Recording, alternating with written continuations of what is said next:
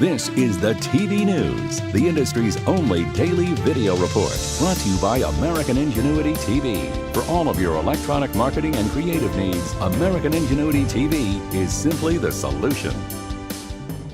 Welcome to the TVNews.TV for Tuesday, January 19th. And here are today's top stories.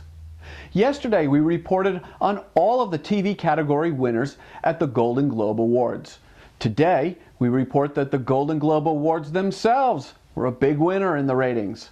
The Kudos Fest averaged nearly 17 million viewers for its 3-hour window. That after competing for the first few minutes against NFL playoffs' overrun monster ratings.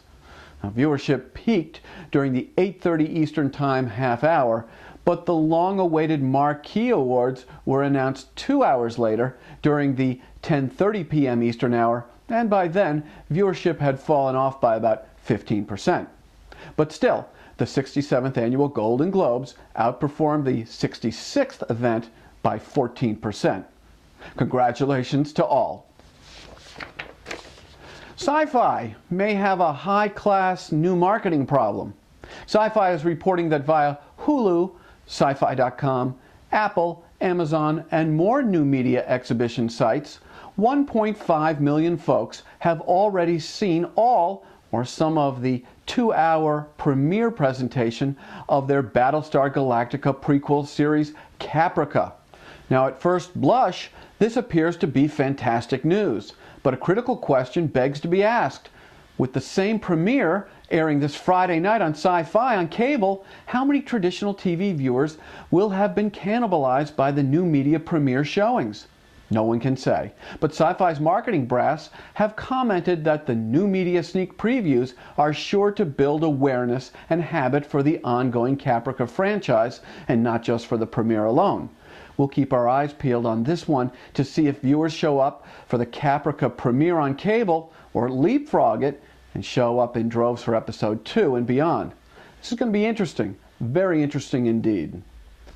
And finally, last week we reported a split decision on which open you thought was the most appropriate for the CBS Evening News, the choice being the old, late Walter Cronkite voice version or the brand new version with Morgan Freeman. We're very sure that this entire decision to change the open was painful for CBS News. But have a listen to these inside outtakes of the actual Morgan Freeman recording session as Freeman laid down the raw track for the CBS Evening News Open. Okay, Morgan, whenever you want to start. Okay. Well, this is a sort of a historic moment, I guess. Did Walter Cronkite record in this booth? No, I don't think so. That's before my time. Before your time, I see. Okay, then. Here we go. Take one. Don't worry about the slate, Mr. Freeman. I'm just rolling. Oh, you are. All right, very good. Okay. From CBS News World Headquarters in New York, the CBS Evening News with Kathy Carrick. How is that? I'm trying to give you, I assumed you want a kind of a Walter Cronkite read, so. Oh, no.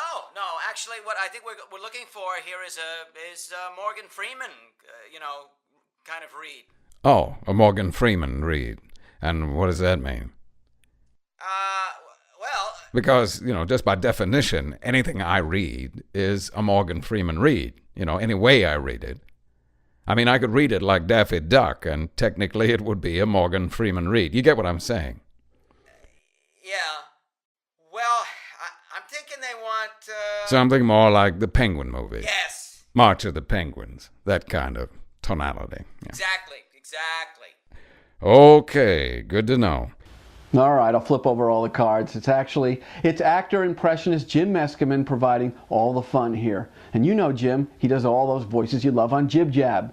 Should you require Jim's services, log on to meskimenvo.com, and there's much more, and we'll give you another shot tomorrow here on the TV News. Thanks, Jim. Tech Talk is brought to you by Dude Walker. Get the best voice. Get the best price. Get Dude at dudewalker.com.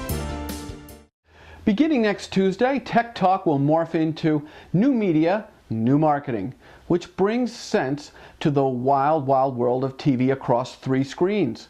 Reporting on all this for the TVNews.tv will be former TV marketing exec turned new media marketing guru John Leland of combridges.com. Last week we delivered an exclusive interview with John, and we thought you might like to have another crack at meeting John and learning what our industry is doing right with new media and how we can do it a little bit better moving forward. Who's capturing the biggest unique audience on the internet? Who's holding on to them for the longest? And who's growing in this area at the fastest clip? Have a look at the top 10 parent company destinations according to Nielsen's net ratings. You notice anything in particular? There's but one traditional media company, News Corp, in the top 10. Now, with the TV industry's media muscle, we got plenty of it. How can this be? Here to shed some light on what you need to know about this important trend is former cable TV marketer turned new media, new marketing expert, John Leland of CommBridges. And John comes to us into the TVNews.tv studio via Skype. John, can you help us understand all of this? Well, I think that the biggest takeaway for people in the TV industry is kind of a wake-up call that really on two fronts, I would say.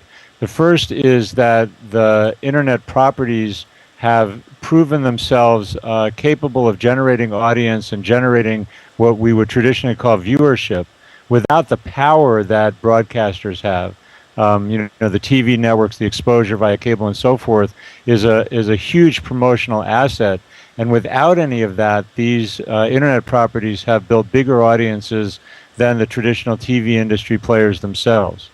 The other thing is that Facebook itself has grown so fast. I mean, it's almost mind-blowing that they're in the number 4 position and growing even faster than Google to become, what is the equivalent of a whole new channel, a whole new media property that's at a level that can compete with some of these bigger players.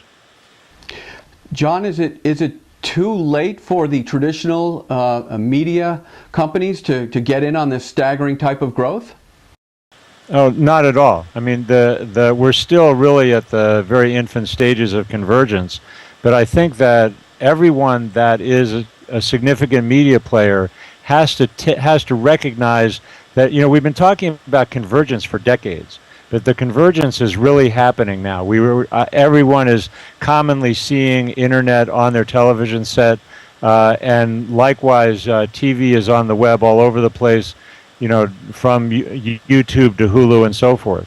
But I think that people that are still taking a single screen strategy, whether it's their TV station, their cable network, whatever, and only thinking about that media property and not taking a more integrated approach, a multi-screen approach. I don't know if people saw in November, Nielsen published this report about the shifting media landscape and toward an integrated multi-screen world. They're going to be measuring multi-screen ratings, and it is a multi-screen world now, so everybody in the TV industry should be working on a multi-screen strategy that brings together their media assets with online distribution and so forth. So we invite you to get set for New Marketing, New Media, which begins next Tuesday exclusively on the TV News. Hey, if you're excited about the Super Bowl happening in less than 3 weeks and the commercials that go along with it, get this. The TV News and combridges.com will be throwing a live Super Bowl commercials rating party on both Twitter and Facebook during the event itself. Interactive? Yeah. Fun? More fun and interaction than humans should be allowed to have. And we'll have many more details for you in the days to come. And that's about it for today's edition of the TV News. Please hook up with the TVNews.tv on Facebook, Twitter, and LinkedIn. I'm Jeff Grimshaw. Thanks for watching, and go out and make it a good day.